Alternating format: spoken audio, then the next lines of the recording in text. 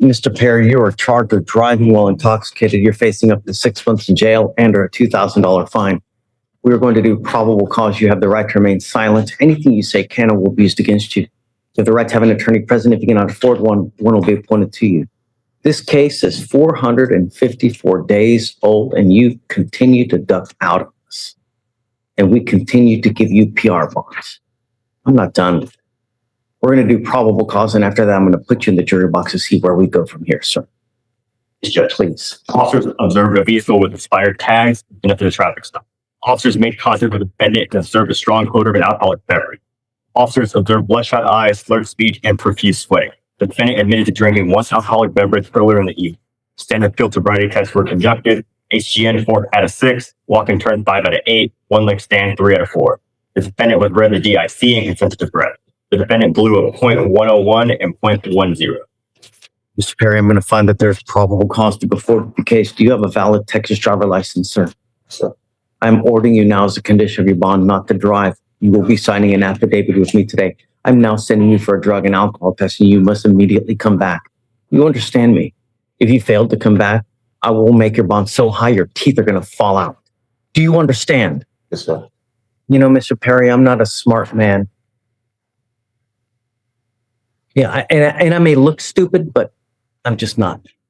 And every once in a while, I get these little hairs that just kind of tingle on me, and tells me something.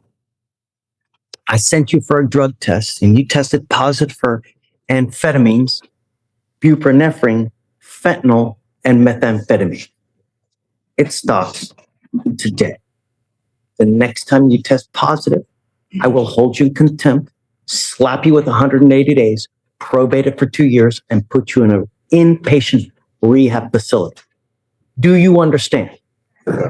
That's what happens from today.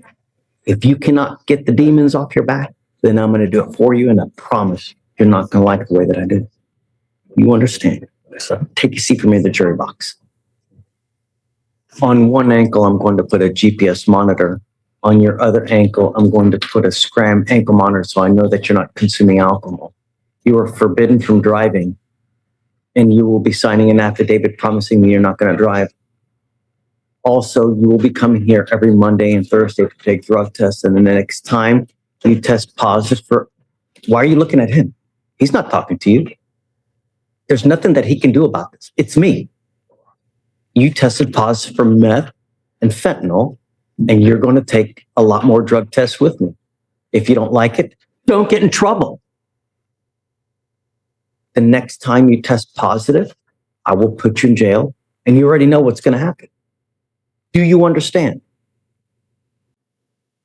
You can try to take care of these demons yourself. If you don't, I'm going to do it for you. Plain and simple. I don't care with your, I don't care. If you don't like it, don't get in trouble.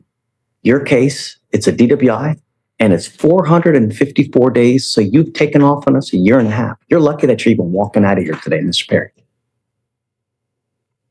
Everything that you're going to get happens today. And the next time you take off on me, your bond's going to be so high, your head's going to spontaneously combust. Do you understand?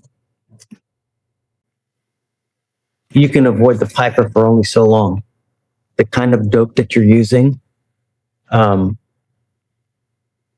you're either going to kill yourself, end up with a 25-year sentence, or end up like one of those little old men that you see on the street, all hunchback Quasimodo looking dudes with no teeth because they done used way too much dope, never got off of it, and just never got a job, never got money, begging on the street. That's what happens for people who constantly use these types of drugs and never get over it. Nothing good happens from it. It's fun while you're young, but you're not young forever, Mr. Perry. How old are you now? You're 36. Before long, 15 years will pass like this. And if you continue to use, I'm telling you, you're going to be one of those Quasimodo looking MFs out there on the street, begging for money, looking like you're 70 when you're 45. It's on you. Look, you can do whatever you want in life. I'm only telling you that the older you get, the bigger you get, the fatter you get, The uglier you get, you lose hair. Life doesn't get easier. And if you don't make something and do something for yourself now, in 20 years, you're going to end up on the street. You can avoid this for only so long. Life will catch up to you. And life's a bitch when you don't have money and when you don't have your health. We see it every day.